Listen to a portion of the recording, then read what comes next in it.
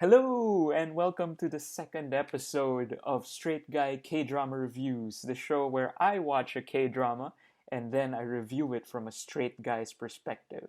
So today I'm very excited to talk about When the Camellia Blooms. Uh, it's available on Netflix, and it recently won a pretty nice haul at the Baeksang Awards, which is, I think, the Emmys of the Korean shows. Number one, production. Um, I'm pretty sure they don't have as big of a budget as, say, The King, Eternal Monarch, or maybe Crash Landing on You.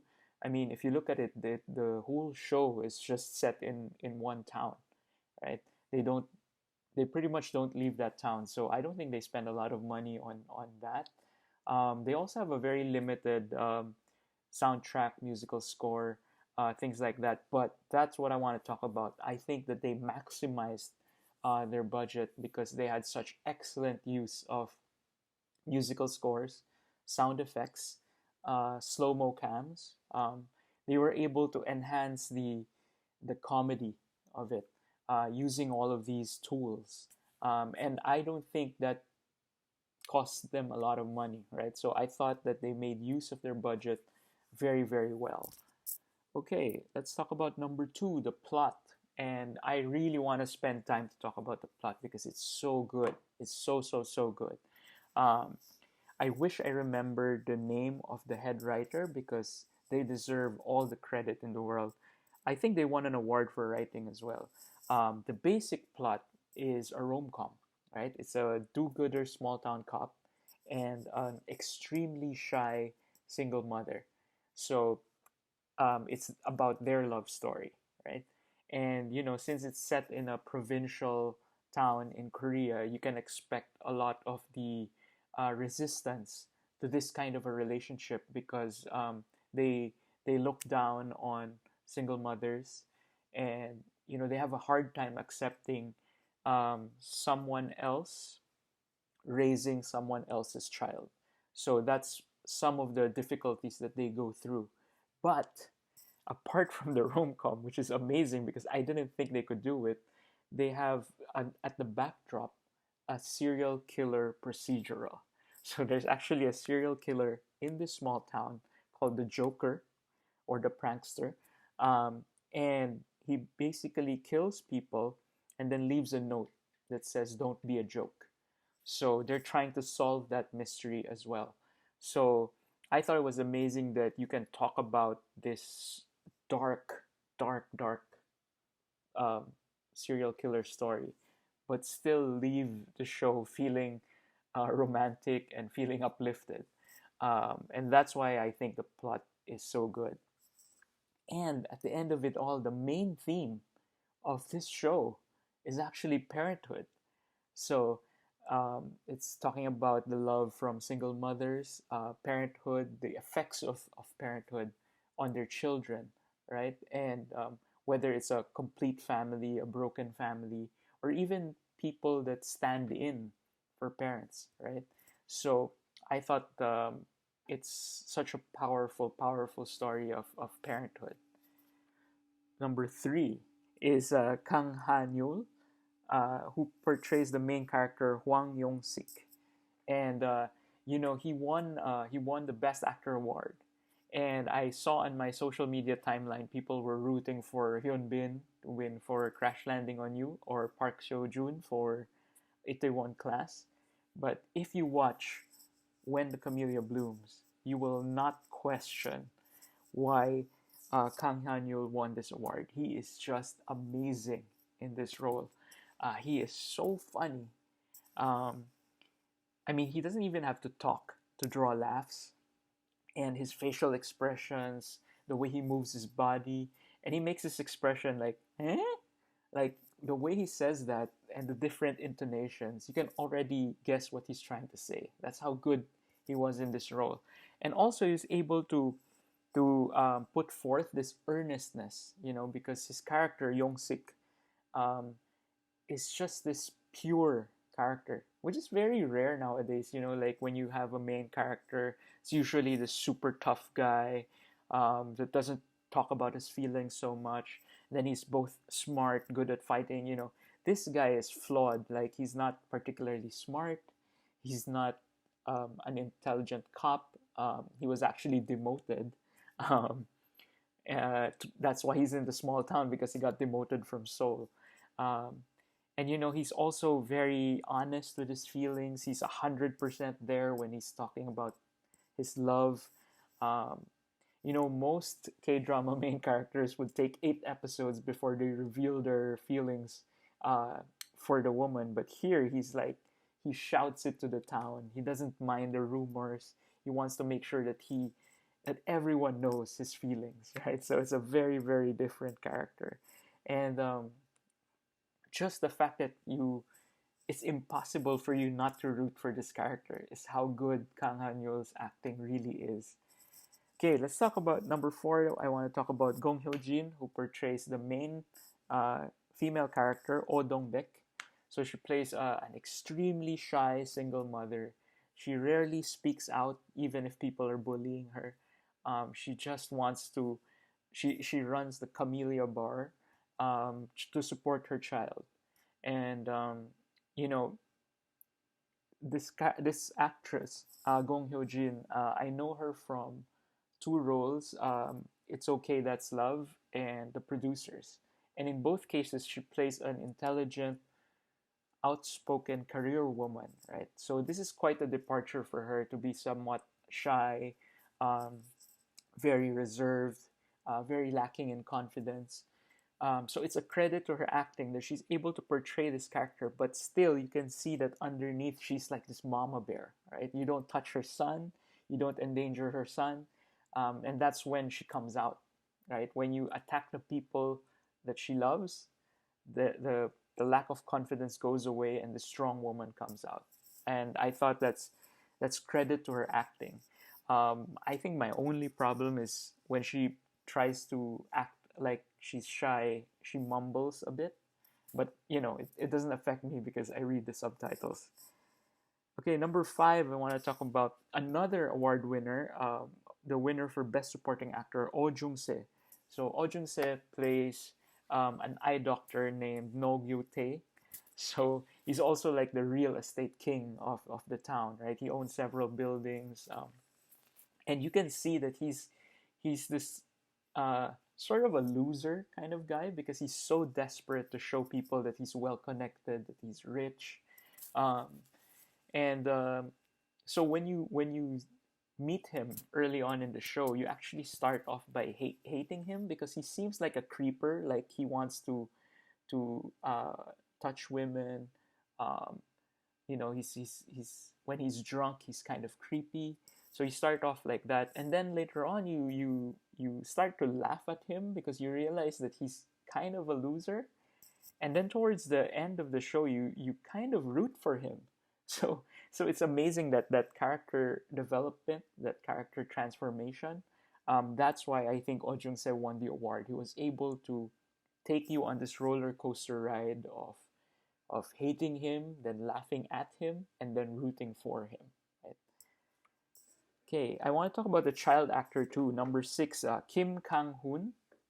So he portrays Pilgu, the 7 to 8 year old son of Dong-baek. Usually in K dramas, child actors play the cute card a lot. That's all they're asked to do. Um, but here he portrays this kid, this really strong kid, with a burning desire to protect his mom. And what's amazing about his portrayal is that he's this tough kid. Like, he beats other kids up. He threatens creepy guys who hit on his mom, right? But he's able to portray the fact that he's so tired of protecting his mom. He's so frustrated at why his mom is so beautiful that so many people hit on her. He's frustrated that his mom doesn't speak up for herself, and so he has to speak for his mom. Right? That this kid was able to portray this character is so good. I don't know if they have a child actor award category, but I thought he deserved that. Number 7, I want to talk about the women of Onsan. So the town this show is set in is called Onsan, and the women of the town actually hold the power because most of the women own the businesses, the establishments, and so their husbands all work for them, right? And in the beginning, you're very wary of these women because they bully Dongbek a lot. But as the show progresses, you realize that what they are is that they're very cliquish. They're very protective of their own, and once they accept you as one of their own, they will go to great lengths to protect you. And and they also provide a lot of the comic relief. Um, they're very funny. Um, I particularly like that sequence when they decided that they wanted to protect one of their own. They actually start patrolling the streets, and they use the slow mo cam to great effect. It's a lot of beautiful, funny physical comedy. All right, number eight, my favorite part. Let's talk about food and fun. So Onsan is a fictional town.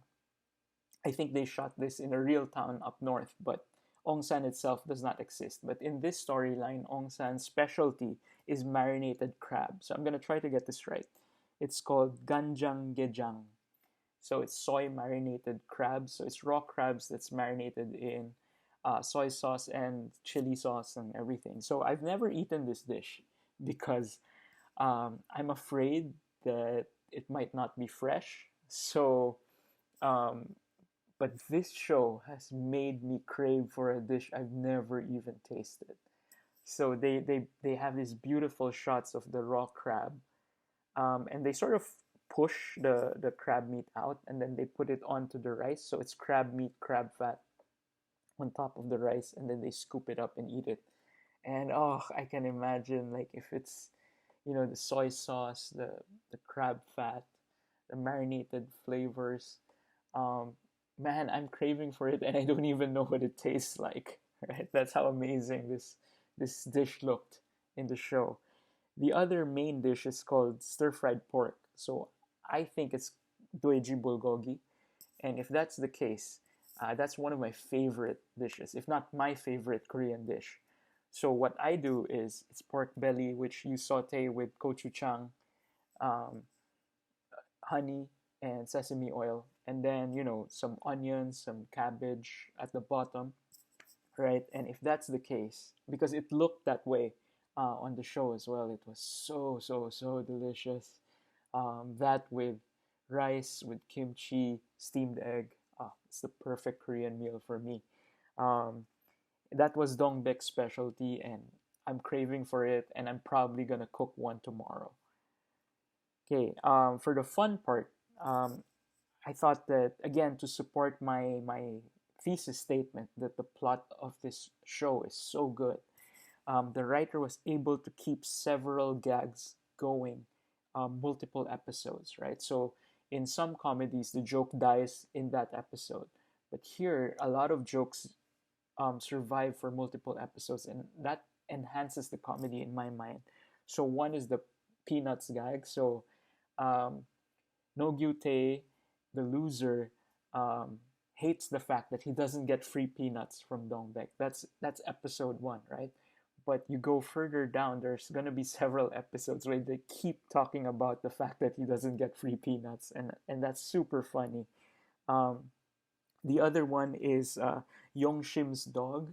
So Yong Sik's character, the cop, he gets a call to go to Yong Sim's place because her dog got pregnant by the neighbor's dog. So they're asking a cop to determine which of them would own the puppies, right? And he's so intent on catching Joker, he doesn't want to go to Yong Sim's place and look at the dogs. And so for several episodes, it's just mentioned in the background, like, have you gone to Yongshim's? Have you gone to Yongshim's? And he keeps saying like, I'm so tired of Yongshim. And then that actually comes back to bite him in the butt later on in the later episodes. So I thought that was really funny as well. Um, and then I wouldn't call this a cameo, but the American actress Carson Allen is part of the cast here. Um, and the running joke with her is that her character Helena can actually speak Korean, but they all suspect that she's pretending that she can't speak formal Korean. so she keeps speaking informally. But it's their suspicion that she knows more than she lets on. So that's pretty funny as well. And my favorite part of the show, I would say this is um, an Easter egg. Um, so Dongbek is trying to, early on, she's trying to dissuade Yongsik from dating her, right? Because she's a single mom. So she figures, I'm gonna tell him that. Uh, so she tells him like, "You're not my type," and so Yongsik is undeterred. He says like, "Tell me what your type is, and I'll change." And then she just blurts out, "My type is Gong Yu," the actor who portrays Goblin, right, in that famous show. And the moment she says Gong Yu, the musical score from Goblin plays in the background, and I start laughing, right? And then Kang Han Yeol, Yongsik's reaction is, "How can a man go up against a goblin?" And I just lost it. I just kept laughing.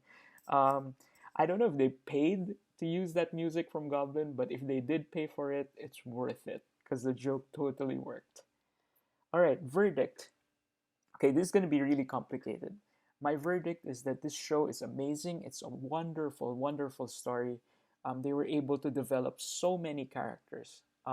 Actually, almost every character um, was fully developed by the end of the show. It's endearing, it has great positive vibes, it has a beautiful love story, and like I mentioned before, a beautiful story about parenthood. Um, but from a straight guy's point of view, especially one that has not watched a lot of K dramas, if you're not used to the melodrama, there's going to be like a stretch of 3 to 4 episodes where it's going to be a slog, right? There's just way too much melodrama and too little action. So it's going to be a little bit difficult for the non K drama veterans, right? So, but definitely, if you've already seen several K dramas, you need to see When the Camellia Blooms. But don't make it your first K drama because it's a little bit difficult for first timers. But I'm gonna say this: whatever your relationship is with your parents, after you watch this show, you're gonna want to call them afterwards. That's how touching the story really is.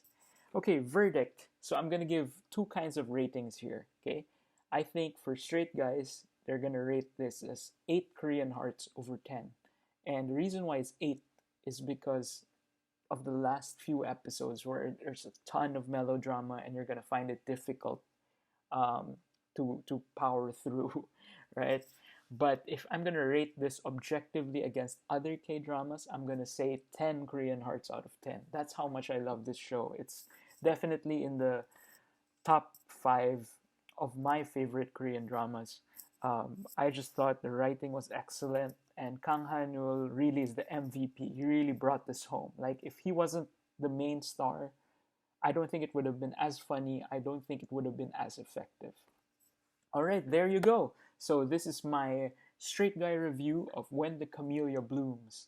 All right, so let me know in the comments section if you watched this show and if you liked it. And then let me know which K-drama you want me to review next. Okay? Meanwhile, make sure to subscribe to my channel, like this video, and then you can check out my other videos right now.